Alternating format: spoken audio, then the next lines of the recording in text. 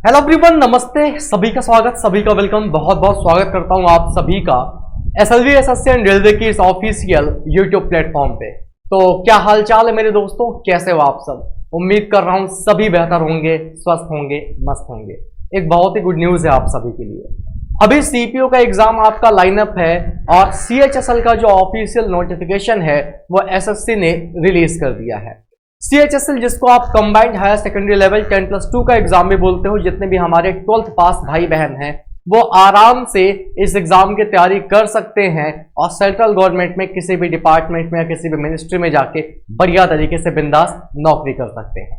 आज के इस वीडियो में मैं क्या डिस्कस करने वाला हूं, तो दोस्तों आज के इस वीडियो में हम जानने वाले हैं कि सीएचएसएल का फॉर्म कब से कब तक भरा जाएगा, क्या एज, क्या क्राइटेरिया है, क्या आपकी एलिजिबिलिटी होने वाली है, क्वालिफिकेशन जो आपकी है वो कितना चाहिए, क्योंकि जो बिगनर है ना उसको ये सारी चीजें नहीं पता है। सैलरी आपकी कितनी होगी, एग्जाम पैटर्न आपका कितना होगा, वैकेंसीज कितनी है, इन सारे मुद्दों पर एक डिटेल्ड बात मैं आप सभी के साथ करने वाला हूं। तो इस वीडियो को देखना तो पूरा लास्ट तक देखना, वरना फिर यहीं से बंद कर देना। बहुत लंबा नहीं खींचूंगा, 15 से 20 मिनट में अपनी पूरी बात जो है वो खत्म करने की कोशिश करूंगा। मेरे प्यारे दोस्तों, आपकी स्क्रीन पे देख सकते हो इस समय एसएससी का ऑफिशियल नोटिफिकेशन जो है वो ओपन है सीएचएसएल का 8 अप्रैल 2024 का। सबसे पहले जो नोटिस आई है वो नोटिस आप देख सकते हो। नोटिस है आपकी दोस्तों combined higher secondary, that means 10+2 level examination को लेके, जिसमें दोस्तों आपके ऑनलाइन एप्लीकेशन के फॉर्म जो है वो 8/4/2024 से 7 मई 2024 तक फिल होंगे। यानी कि 8 अप्रैल से आप फॉर्म भरना स्टार्ट करोगे, 7 मई तक आप फॉर्म फिल करोगे। 1 महीने का टाइम मोटा मोटा आपके पास है। आपकी जो फॉर्म फिल करने की लास्ट डेट है वो भी 7 तारीख है, और जो पेमेंट करने की लास्ट डेट है दोस्तों वो हो सकता है एक दिन बढ़ा गई हो। हाँ जी, 8 तारीख आपकी पेमेंट करने की लास्ट डेट है, क्योंकि यहाँ पे चालान के माध्यम से भी पेमेंट होता है। अगर कोई ऑनलाइन नहीं करना चाहता है तो बैंक जाके चालान के थ्रू भी पेमेंट कर सकता है। Last day and time for receipt online application को प्रिंट करने का जो लास्ट टाइम है दोस्तों वो भी आपका 7 तारीख है।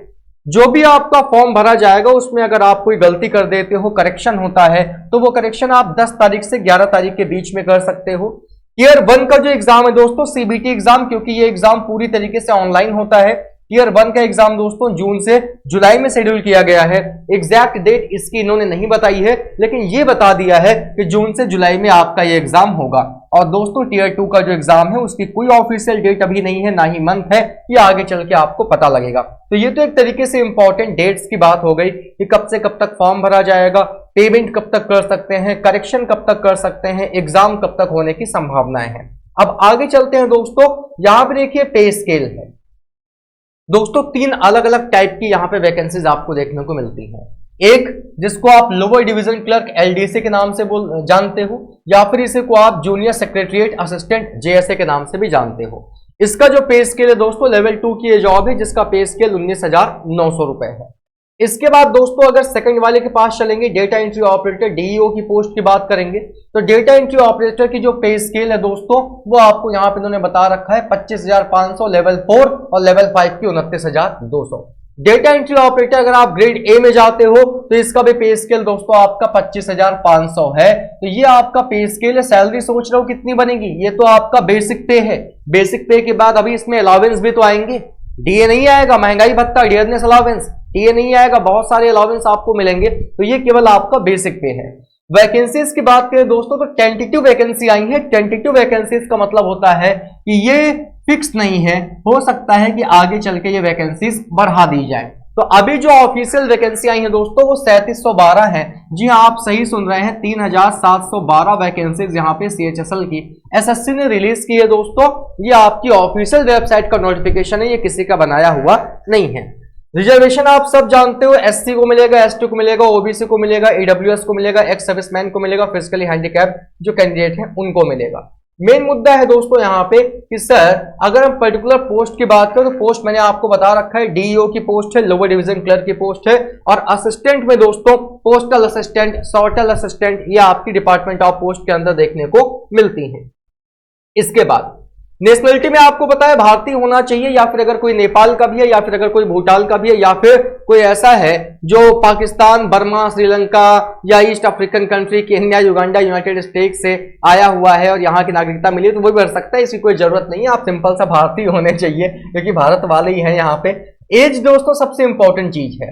एज कह रहा है कि 1 अगस्त 2024 तक, ये बड़ा इंपॉर्टेंट है। 1 अगस्त 2024 तक आपकी जो मिनिमम उम्र है दोस्तों वो 18 वर्ष होनी चाहिए और मैक्सिमम जो उम्र है वो आपकी 27 वर्ष होनी चाहिए। ये बात इन्होंने यहां पे 1 अगस्त 2024 फिक्स कर रखा है।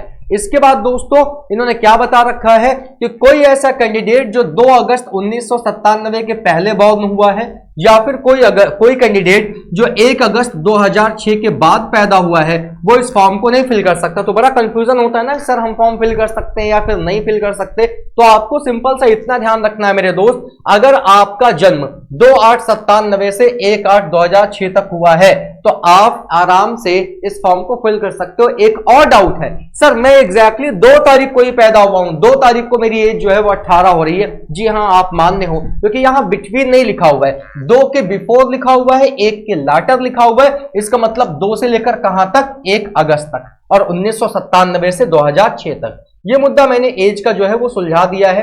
अगर आप में से कोई ऐसा है जो रिजर्वेशन के अंतर्गत आप आते हो तो आपको दोस्तों एज में छूट मिलती है। SC ST को 5 साल की, OBC को 3 साल की, PWD वालों को 10 साल की, और अनरिजर्व जो है 13 साल की जो OBC वाले हैं, SC ST को 15 साल की, एक्स सर्विसमैन को 3 साल की। आगे चलिए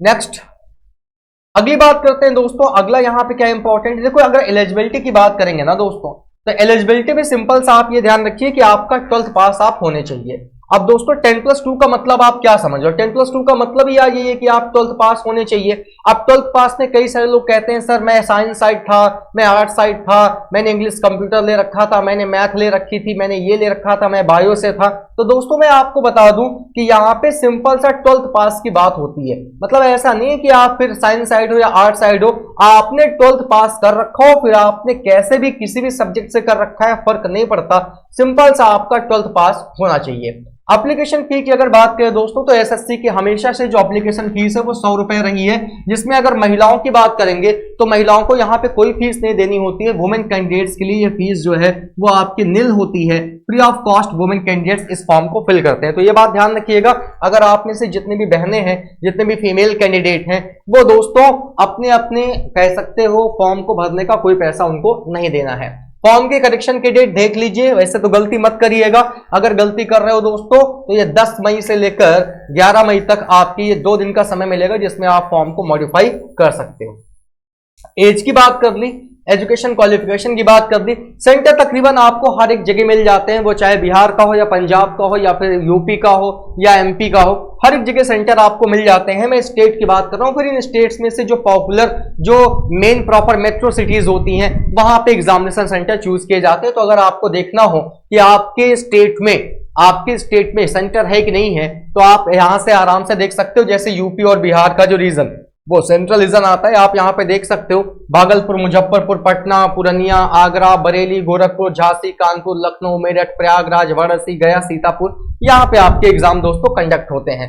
ऐसे ही दोस्तों जितने अंडमान निकोबार आइलैंड वाले हैं, झारखंड, उड़ीसा, सिक्किम, वेस्ट बंगाल वाले हैं जो, ये आपके ईस्टर्न रीजन में आते हैं, यहाँ आपके एग्जाम सेंटर है। तो एग्जाम सेंटर्स के बारे में अगर आपको देखना हो तो ये नोटिफिकेशन आपका इसी वीडियो के डिस्क्रिप्शन में टेलीग्राम चैनल की लिंक है, वहां मैं भेज दूंगा, वहां से आप अपने अपने स्टेट का देख सकते हो कि आपके स्टेट के कौन कौन से डिस्ट्रिक्ट में सेंटर बनाए गए हैं। ठीक है दोस्तों, अब मेन मुद्दा है दोस्तों स्कीम ऑफ एग्जामिनेशन का। एग्जाम कैसे होता है? यहाँ पे दोस्तों 2 एग्जाम होते हैं, एक होगा टीयर 1, एक होगा टीयर 2।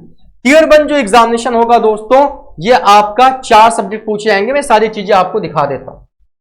टीयर 1 का जो एग्जाम होता है टोटल 4 चीजें आपसे पूछी जाती हैं।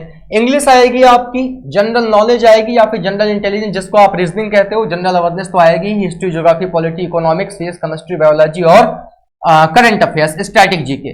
क्वांटिटेटिव आएगी दोस्तों, हर एक सब्जेक्ट के आपको 25-25 क्वेश्चन देखने को मिलेंगे। एक क्वेश्चन आपका 2 नंबर का होता है, 50-50 नंबर के चारों सब्जेक्ट होंगे, टोटल 200 नंबर का आपका एग्जाम होगा और क्वेश्चन आपके 100 ही रहने वाले हैं। 1 घंटे का समय आपको दिया जाएगा, 1 घंटे में आपको ये पूरा पेपर सॉल्व करना होगा। जो कैंडिडेट ऐसे हैं जिनको स्क्राइब की जरूरत पड़ती है उनको 80 मिनट का समय दिया जाएगा। स्क्राइब क्या होता है, मान लो मैं अंधा हूं, मैं देख नहीं सकता, तो मैं क्या करूंगा, अपने साथ किसी एक हेल्पर को ले जाऊंगा जो मेरा एग्जाम देगा, मेरे बगल में बैठ के, उसको स्क्राइब कहते हैं, जो एग्जाम में आपकी मदद करेगा। ये लीगली होता है, इलीगल नहीं होता है दोस्तों।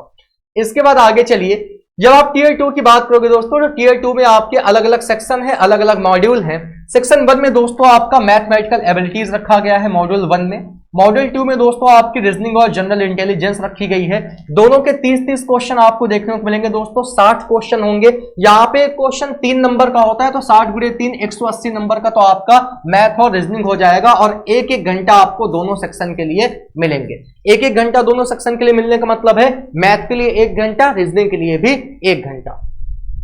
इसके बाद सेक्शन 2 की बात करोगे तो सेक्शन 2 जो दोस्तों है, इसमें आपका मॉड्यूल 1 में इंग्लिश लैंग्वेज रखा गया है और इंग्लिश कॉम्प्रिहेंशन को रखा गया है। और मॉड्यूल 2 में दोस्तों आपका जनरल अवेयरनेस जीए वाला पार्ट रखा गया है। 40 क्वेश्चन इंग्लिश के आएंगे, 20 क्वेश्चन जनरल अवेयरनेस के आएंगे, 60 क्वेश्चन बनते हैं। यहां भी एक क्वेश्चन 3 नंबर का 1 घंटा 40 मिनट, सॉरी 1 घंटा 20 मिनट का आपको यहां पे टाइम दिया जाएगा। 1 घंटा ऊपर लिखा होगा कहीं, ये लिखा हुआ है 1 आवर्स, यहां पे लिखा हुआ है and 20 minutes for the candidate. 1 घंटा 20 मिनट का समय आपको दिया जाएगा, जिसमें आपको इंग्लिश और जनरल अवेयरनेस दोनों के दोनों करने होंगे। सेक्शन 3 की बात करेंगे दोस्तों, ये कंप्यूटर वाला सेक्शन होता है, जहां पे आपकी कंप्यूटर नॉलेज जो है वो चेक की जाती है। कंप्यूटर भी आपकी यहाँ पे पूछी जाती है। 15 क्वेश्चन आएंगे, एक क्वेश्चन 3 नंबर का होगा, 45 नंबर की कंप्यूटर आएगी और इसके लिए आपको टोटल 15 मिनट का समय दिया जाएगा। इसके बाद दोस्तों होता है आपका स्किल टेस्ट। स्किल टेस्ट में दोस्तों क्या होता है, स्किल टेस्ट जिसको आप टाइपिंग टेस्ट के नाम से भी जानते हो, ये आपका टीयर 2 के एग्जाम के खत्म होने के बाद ही कंडक्ट कराया जाता है। जिसमें पार्ट ए में क्या होता है, स्किल टेस्ट होता है, जो लोग डेटा एंट्री ऑपरेटर के लिए जाते हैं, डिपार्टमेंट या मिनिस्ट्री जहां भी वो जाएंगे। और पार्ट बी में जो लोग डेटा एंट्री ऑपरेटर है डिपार्टमेंट और मिनिस्ट्री को छोड़ के, उनका स्किल टेस्ट होता है। 15 मिनट का आपको यहाँ पे दोस्तों समय दिया जाता है। जो कह सकते हो स्क्राइब वाले बंदे हैं उनको 20 मिनट का समय दिया जाता है। इसके बाद दोस्तों जो लोग एलडीसी और जेएससी के लिए जाते हैं, पोस्टल असिस्टेंट या सॉर्टल असिस्टेंट या लोअर डिवीजन क्लर्क के लिए, इनको 10 मिनट का समय दिया जाता है। इनका भी यहाँ पे टाइपिंग टेस्ट होता है। अब दोस्तों टीयर 2 जो है उसमें आप देख सकते हो टोटल कितने सेक्शन है। सेक्शन 1 है जिसके अंदर मॉड्यूल 1 मॉड्यूल 2 है, मैथ और रीजनिंग यहाँ पे आएगा सेक्शन 1 के अंतर्गत। सेक्शन 2 आप देख सकते हो मॉड्यूल 1 मॉड्यूल 2 है, इंग्लिश लैंग्वेज कॉम्प्रिहेंशन और जनरल अवेयरनेस आएगा। सेक्शन 3 में दोस्तों आपका सीबीटी कंप्यूटर नॉलेज टेस्ट होगा। पूरा का पूरा एग्जाम जो है ये आपका क्या होगा, ऑनलाइन होगा। और मॉड्यूल 2 में आपका स्किल टेस्ट आता है। अब दोस्तों ये आपका जो टीयर 2 का एग्जाम होता है ये सेम डे होता है, यह बात इन्होंने साफ साफ बता रखा है। ऐसा मत सोचना कि इतने सारे मॉड्यूल आपको देखने को मिल रहा है तो ये अलग अलग दिन होंगे। और एक चीज और जान लीजिए, टीयर 2 की सबसे खास बात यह है कि आपके लिए ये मैंडेटरी होगा कि आपको सारे के सारे सेक्शन क्वालिफाई करने पड़ेंगे। सपोज दैट आपने मैथ रीजनिंग सब में बहुत अच्छा स्कोर किया, लेकिन अगर जनरल अवेयरनेस में आप फेल हो गए तो आपको बाहर कर दिया जाएगा, फिर आप पूरी तरीके से फेल माने जाओगे, फिर कोई मतलब नहीं है दोस्तों आपके पेपर देने का। तो हर एक सब्जेक्ट में आपका पास होना जरूरी है, इस बात को ध्यान में रखिएगा। और यहीं से आपकी फाइनल क्या बनेगी, फाइनल मेरिट बनेगी। और फाइनल मेरिट में अगर आपका नाम आ गया तो फिर तो कोई दिक्कत वाली बात ही नहीं है। अब दोस्तों मेन है कि सर स्किल टेस्ट के बारे में ये बताइए कि स्किल टेस्ट में क्या क्या होता है। स्किल टेस्ट की अगर हम बात करें दोस्तों तो स्किल टेस्ट में जो लोग जाते हैं डीईओ यानी कि data entry operator grade A की पोस्ट के लिए, इनको दोस्तों 15,000 की डिप्रेशन देनी होती है per hour of computer will be, और 15,000 कह सकते हो, 15,000 बटन आपको दबानी पड़ेंगी। और डिप्रेशन पर आवर का मतलब है फिर आप पर मिनट के हिसाब से निकाल लोगे, डिवाइड कर लोगे, उसमें कोई दिक्कत नहीं है। इसी तरीके से दोस्तों 8,000 की डिप्रेशन पर आवर ये है डीओ के लिए जो डिपार्टमेंट और मिनिस्ट्री में नहीं जाते हैं। और अगर आप पोस्टल असिस्टेंट सॉर्ट असिस्टेंट की बात करोगे टाइपिंग वालों के लिए, तो दोस्तों इनके लिए बताया गया है कि इनको एक मीडियम चूज करना होगा, या तो हिंदी और या तो इंग्लिश। और यहाँ पे इनकी जो स्पीड है दोस्तों वो 35 वर्ड्स पर मिनट होनी चाहिए, ये बात इन्होंने बता रखा है। और ये भी आपको पास करना कंपलसरी है। सिलेबस की बात करो, इंग्लिश जनरल इंटेलिजेंस पूरा का पूरा सिलेबस लिखा हुआ है, साथ ही साथ फैकल्टीज भी आपको बता के चलती हैं कि हाँ भाई क्या सिलेबस है। ये मैथ का पूरा सिलेबस लिखा हुआ है। और दोस्तों जो प्री का सिलेबस है वही मेंस का सिलेबस है, ऐसा नहीं है कि बहुत ज्यादा फर्क हो, 2 से 3 टॉपिक्स का फर्क है। जैसे मेंस में क्या होगा, मैथ की अगर मैं बात करूं तो मैथ में प्रोबेबिलिटी वगैरह आ जाती है और स्टैटिक्स वगैरह जुड़ जाती है। प्री में ये 2-3 टॉपिक नहीं आते, बाकी सारे टॉपिक आपके तकरीबन सेम है। तो दोस्तों ये था आपका CHSL का कंप्लीट नोटिफिकेशन। उम्मीद करता हूं दोस्तों कि इस नोटिफिकेशन से आपके मन के जो भी डाउट होंगे, जो भी समस्या होंगी वो खत्म हो गई होंगी। इंडिविजुअल छोटे छोटे पार्ट्स के थ्रू भी मैं आपको ये सारी चीजें बताने वाला हूं, सिखाने वाला हूं। तो ऐसे ही रखिए अपना ख्याल, हंसते मुस्कुराते रहिए। मुलाकात होगी आपसे अगली क्लास में, तब तक के लिए take care, have a great day, bye.